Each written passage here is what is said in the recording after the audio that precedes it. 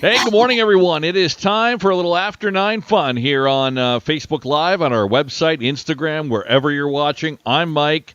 That's Lisa. And we're here for a few minutes to interact with you on the social media channels that you're watching on today. Yes, good setup, Michael. Very good setup. Thank you. Another kind of warm day in Windsor, Essex, but that's okay. It is summer after all.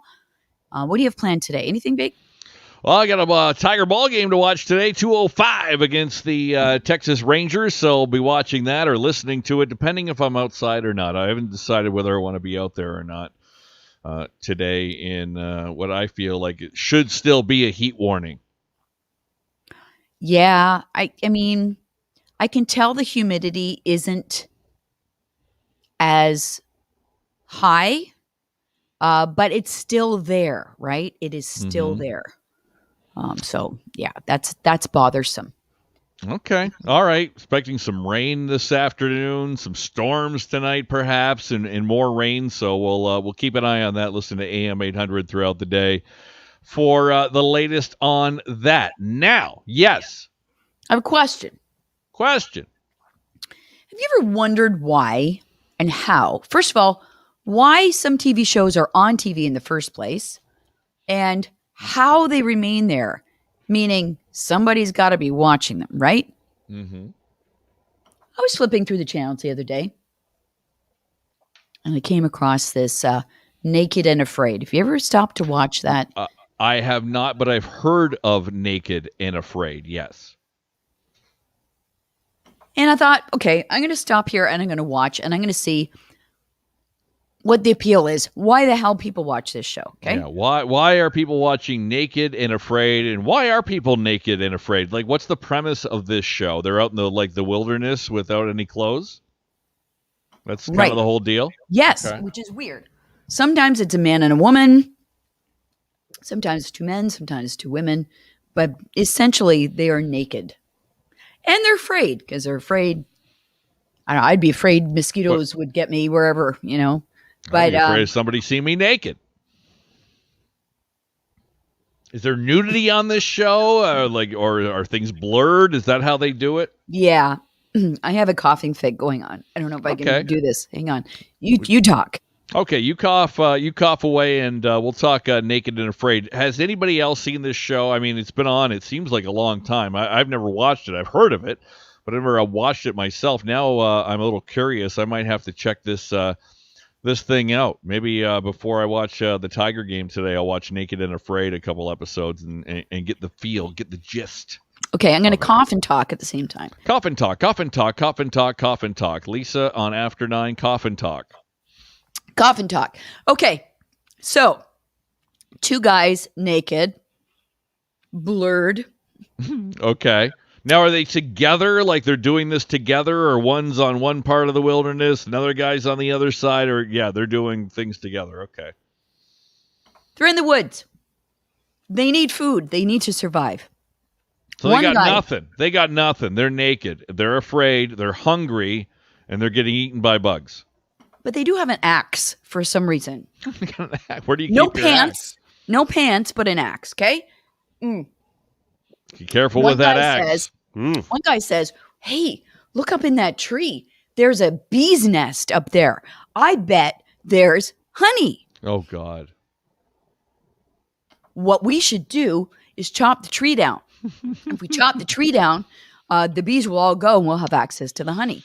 You know, the guy says, good idea. So they start chopping and they chop. Naked bees that sting and axe that could cut stuff. Okay, now, while they're chopping this tree, one guy reveals that he has an allergy to bees. So I'm like, why? Why do you decide to chop a tree down with bees? And then you're telling the other guy, you know, I swell up. But, you know, as a kid, I had a really bad experience. So anyway, chop, timber. Down comes the tree. The bees start going everywhere. One guy's like, ow, ooh, ah. So the guy who's allergic runs out of the way. He's like, I'm getting out of here. I can't afford to die. And the other guy whose idea this was in the first place, who's a little off, says, okay, Well, the bees are still there. They haven't gone anywhere. So he starts like digging away, and he's getting stung all over the place. But he's a tough guy. Yeah. He's tough. Tough, so naked, and afraid. Okay. Tough, naked, and not afraid, apparently. Are these people you want it, like, don't mind seeing naked, or are they in shape, they're built, or what's the deal? They're just regular dudes? It's never who you want to see, Mike. Okay. Never. Okay? So anyway, they dig out the honey, and one guy comes over to the other guy who's like way over there, away from the bees. He's like, hey, look what I got. Take a bite. And they bit into it like it was like the best ice cream sundae they've ever had. Wow. And they were both extremely happy. And now they have all this honey to take with them on their trek. But I'm watching this show and I'm like, I just don't understand it. Why the naked part? Like, is it because it makes you so vulnerable, like extremely vulnerable? I guess that's, anyway. Maybe that's what separates it from other shows where they what was that one, like Wilderness Man or something like that? I thought there was a show like that where it's like, oh, we're going to throw you in the woods and you survive. Well, we got a different idea. We're going to make you naked and you're going to have to go in the woods and see how this is done. This has been on for 12 years now, by the way. There's 12 seasons of Naked and Afraid. Brett is telling me that I would have liked it when Charlie Frattini from Sell This House Extreme did Naked and Afraid. Now I got to look this guy up. Oh, he must look good naked. Are you sure it was Naked and Afraid he did? Charlie Frattini. There seem to be like nobodies that do this. Maybe it was like Celebrity Edition or whatever, with Charlie Frattini, who I've never heard of. All right, why? Like, was he a good-looking dude? Yeah, tell us more, Brett. Oh, come on, yeah, we need more info. He's pretty built. Okay, so there you go. You a guy that can be naked on TV, and it's okay. Yeah, I don't get it. Oh, Naked and Afraid XL he was on. All right. Oh, I just, what's the appeal with the nakedness? And then, of course, you look where the blurred part is because it's like... Because it's blurred. Because it's blurred and it draws your attention there. It's just so... Are women naked and afraid, or is it just men? Women, and sometimes, and I think the one I watched in the past was there was a woman at one end of the beach and a man at the other end of the beach. They're both naked, walking towards each other, meeting each other for the first time. Hi, handshake, yeah, hi. And then one guy's like, "Well, let's just get it over with. I just want to I'll have a look. I'll look. You look at me. Soak it in. Yeah. Get it over with. Now let's get on to surviving." Soak it in. It's just so dumb. It's just so dumb. Oh, Ed says it's fake. Naked and Afraid. They're really naked, Ed. I can tell. But are they really afraid, or is there just there are crews everywhere throwing them Big Macs when the cameras are off, so it's no big deal? Oh, Ed says they are really naked, but they are not in the middle of nowhere. Production staff give them food. Well, they're not going to let people die. That's producer Ed, by the way, with his conspiracy theories, and there you go. So Ed just ruined the show for everyone. Well, I've always wondered that about the show Survivor. Okay. Well, people do lose a lot of weight on that show, but I'm sure they're not going to let people starve. I wonder if they throw them a protein bar every now and then. Because you could imagine that the headlines would come out, blah, blah, blah, Survivor, producer Ed, who was on Survivor, died of starvation. Nobody gave him any help, any medical help, any food or anything. He's dead. So you want to watch it. Jonathan says it's on every Sunday night at 9 on the Discovery Channel. Jonathan, you watch this show regularly? Apparently. Wow. Okay, then. Yeah. I mean, there's so much to watch, though. There's so many choices. This is not there's nothing else on. I guess I'll watch Naked and Afraid. But like I said, 12 seasons on Discovery Channel, Sunday nights, 9 o'clock. So someone's watching, Lisa. Someone's watching. And is it, I have never watched it to the end, so I don't even know, is the premise you have to survive for 30 days, or is it 1 week, or you just have to get from point A to point B, or you have to like survive without having your genitals gnawed off by a raccoon, or what's the deal? Ugh. Always protect your genitals. That's good advice right there. Mm. I'd make like my own. I'd take like a big leaf and get a vine or clover and put it around and make my own little underwear. Get a little 4-leaf clover. Yeah. Oh, like the clover vines. That'd be my belt, and then I'd find something to put over my part so I wouldn't get bit. Mm. Unless you're into that kind of thing. Jonathan says 21 days. Then you have to get to the extraction point. Mm. You know what I used to like watching? And it's kind of a survival show. And I think it was somewhere in Ontario, actually. I might be mistaken, but I think they were, and I forget what the name of it was, but it was a guy on a horse, like a cowboy dude, that had to track down 2 people that had to make it from point A to point B. Oh, man tracker. That makes sense. They had to make it from point A to point B without him tracking them down. And the guy on the horse, man tracker, had a buddy.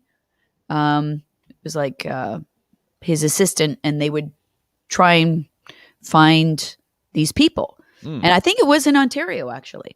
You go out in the bush, yeah. And there was always like ways where, one person would go one way, one person would go the other way, and then they lost each other. And yeah, well, that was exciting to watch. Okay, all right. I'm not really into the reality TV all that much. I don't watch any of these shows, but I'm going to have to give Naked and Afraid a shot. Hey, I want to get into, before we get out of here, the people are upset with hot dog buns. Oh, okay. Yes. So the hot dog buns, Mashed Magazine says Heinz has started a new petition to get hot dog bun makers to include 10 buns instead of 8 in their packages. Right, so, I agree. Hot dogs come in packages of 10, right? The hot dog buns come in packages of 8. Doesn't make sense. Ridiculous. At all. They want to bring the world together of hot dogs and buns all in one, so you could buy one package of buns, one package of hot dogs, even Steven. Okay, who is they? Heinz. Heinz is behind this petition. But Heinz can make their own buns, can they not? Or are they just condiments? No, I don't think. Does Heinz make bread and buns and stuff like that? I don't know. So the petition reads on change.org, hot dog wieners come in packs of 10. Hot dog buns, a lot of wiener talk today. Hot dog buns come in packs of 8. Why? As the condiment that has been bringing foods together over 150 years, we've decided enough is enough. That's why we started the Heinz Hot Dog Pact. We're calling on Big Bun and Big Wiener companies to find the answer to this hot dog packaging mismatch once and for all. We need your signatures more than ever. Let's change hot dog history together. I like it. Where do I sign? Yeah, change.org. Just, I guess, search Heinz or something, and, you can sign this petition. Makes sense to me. Henny claims that some companies do make buns in a 10-pack. Really? Where do you find these hot dog buns? At a bakery?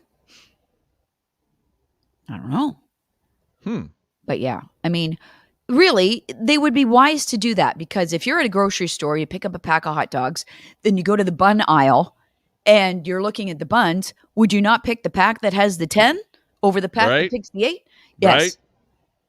I don't know. Brilliant idea by Heinz, though, to get people like us to mention them. So props to you for starting this idea, and I think it's kind of fun. So you can sign up, change.org. Tammy says hot dogs come in 12. Buns should be the same. 12? 12? 6 and 6? Guess. Oh. Well, whatever it is, they should match. Yes. Match, damn it. Definitely. Oh, okay. President's Choice. Good for President's Choice. Yeah. I'm going to have a look at that next time. Okay. All right. There's your hot dog talk. And one more thing, and we talked about this on air the other day. I go into my shed in my backyard, or I go into my garage now, flies everywhere. Flies all buzzing around. I can hear them, and I don't know what the deal is. One listener told me via text that they're attracted to your lawnmower. Yes, we talked about this on our After 9 show yesterday, and it was on our After 9 thing, wasn't it? Oh, I don't know. Or did we do it on the air? I think it was on air. Okay. So I don't know. Does anybody have a solution or reason for this? Because this texter was saying, yeah, they're attracted to your lawnmower. I said, what do I have to do? Clean it? Like get all the dead grass underneath? Is that what they're going for? He said, oh, you can cover it or clean it. But then I go into my garage just last night, flies everywhere. I'm like, what's the deal? And I don't have a lawnmower in there. I don't have any yard waste bags, I don't think, in there. I'll have to check. But I thought, well, maybe it's the recycle bins, because my recycle bins are inside the garage. So are they, can of pop or whatever, attracted to that? Do I have to cover that or put it outside or something? I don't know, but it's driving me insane. And when there's a lot of flies, it means they've laid eggs, right? So they're... We had a lot of flies in our house once, and they were little flies and there were big flies, and we were looking around. Turns out there was a dead squirrel in our chimney, and the flies had got at it. So we had to investigate and get that done. That's why we replaced it with a gas fireplace. I don't want that to ever happen again. Oh, Mary says Irish Spring, and I think that was the suggestion I saw yesterday as well. Irish Spring? Let I just hang a bar of Irish Spring in the shed or the garage and they'll go away? Irish Spring, rub on the opening, doorways, windows. So you just take the soap and you rub it. That's what I usually do in the shower. Hey. Well, you can clean your doorways. Okay, I will rub Irish Spring on my doorways, and I will report back to see if that gets rid of the flies. I highly doubt it will, Do it today. We want to know. Does it have to be Irish Spring? Yes. I can't use something else? It's got to be the scent of Irish Spring? Yes. That's why she suggested it. Okay. And finally, Mary Sue, hey, Mike, please make Tim Hortons on Malden Road open 24 hours. I miss my Timmy's at 3 a.m. I thought they were open 24 hours. That must be a recent change. Yeah, because sometimes, if I'm out of coffee, I'll run there before the show while working at home, and that's not a very good. Well, yeah, and why is Mary getting coffee at 3 a.m.? Yeah, Mary, tell us, why a 3 a.m. coffee? What's the deal with that? Are you up early, or are you trying to stay awake through the night because you work overnights? I'm just trying to think of the next closest Tim Hortons would probably be Grand Maris. Yeah, are they open 24 hours? Or you go the other way into LaSalle Moore on Front Road. Too far. There's one on Huron Church by the Holiday Inn. That's got to be open 24 hours, right? On Huron Church, all the truckers going to the 401 and stuff. Bam. Got it. These are all questions. All why good are people questions. naked on Naked and Afraid? And why is Tim Hortons not open at 3? Yep. And why are hot dog buns not matching up with the amount in the package? So many questions. So many questions, so few answers, and so little time because we are done for today. So thank you for joining us on this stellar edition of After 9. Lisa, stay cool, stay dry, watch out for rain, storms, humidity, everything, flies. Save yourself. Go get some Irish Spring. Do it today. Do it. We want to know. Yes, I will. I'll go somewhere, get Irish Spring and rub it, and we'll report back tomorrow. Have a good day, everyone.